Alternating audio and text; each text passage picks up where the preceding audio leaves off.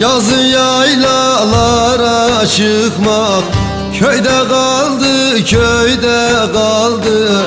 Teze ile ocak yakmak köyde kaldı, köyde kaldı. Teze ile ocak yakmak köyde kaldı, köyde kaldı. Köyde kaldı, köyde kaldı. Köyde kaldı, köyde kaldı. Anam babam köyde kaldı.